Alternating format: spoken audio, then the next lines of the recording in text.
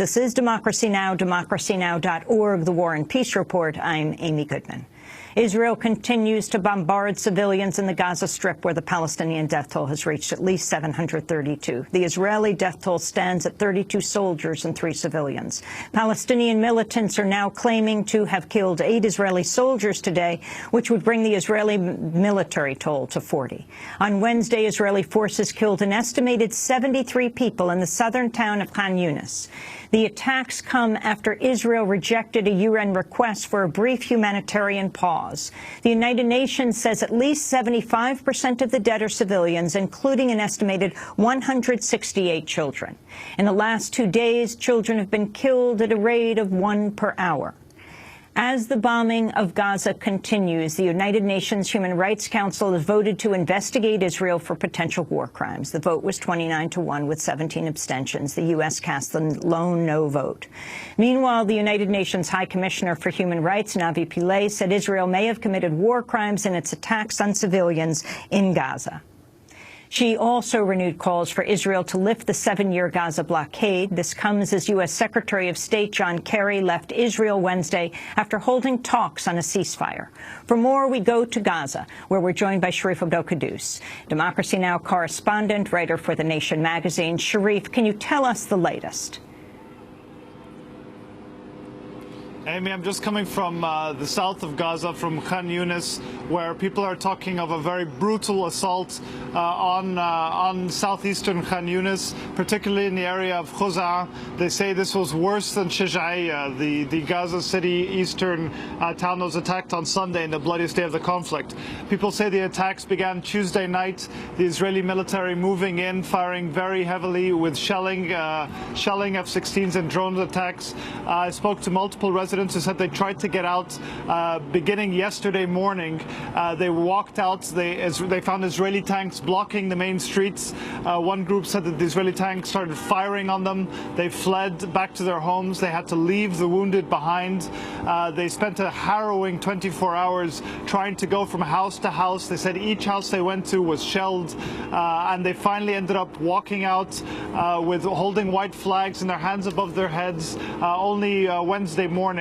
They said that there were the dead on the streets, that they were calling the hospitals and the Red Cross and ambulances all night, but they couldn't get in. I spoke to a doctor who was in an ambulance, went 4 times from his hospital, which is right next to the area, to try and get in. He said that he was fired upon 4 times, the ambulance was fired upon 4 times by the Israeli military. No one can get into the area, and they're saying they're getting calls from people on the inside who are still trapped, and the wounded can't get out. Hospitals are overcrowded. The Nasser hospital, the biggest hospital in southern Gaza, it was completely crowded today. They have no more room for any more people. They're trying to send people to different parts, and doctors said that this was one of the worst nights that they've ever seen. So this is a continued brutal offensive, ground offensive by the Israeli military. They are now at least a couple of kilometers or 3 kilometers into Gaza in that southern area near Khan Yunis.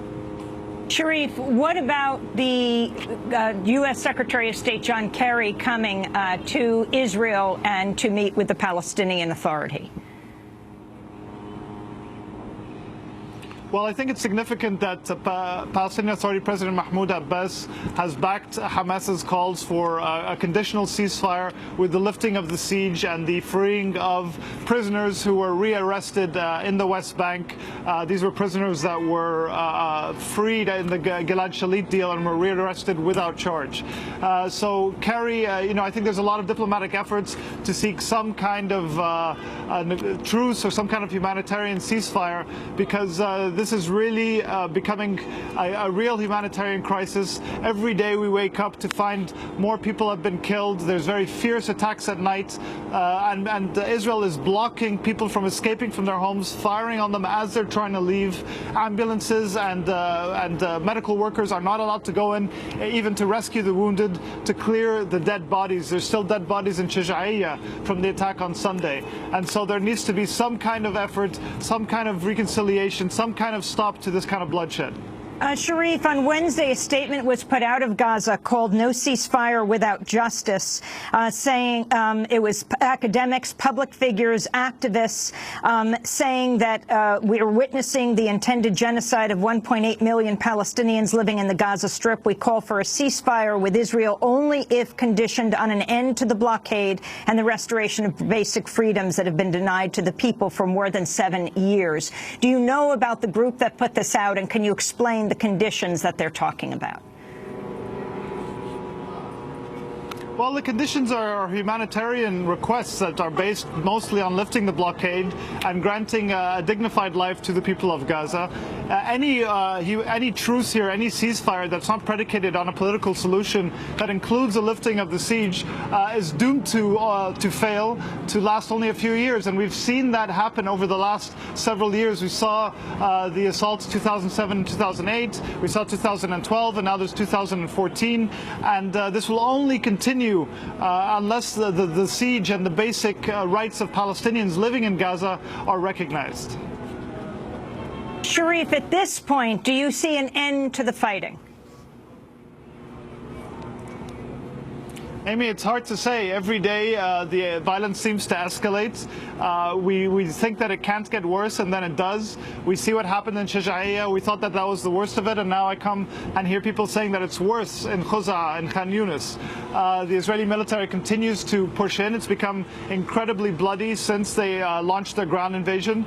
The words coming out of the Israeli government are only ones of bluster and increasing their offensive. So it doesn't, frankly, look very good, and it's hard to tell how long people in Gaza can hold out. They don't really, there's nowhere to run, as we've talked about. Shelters have been attacked.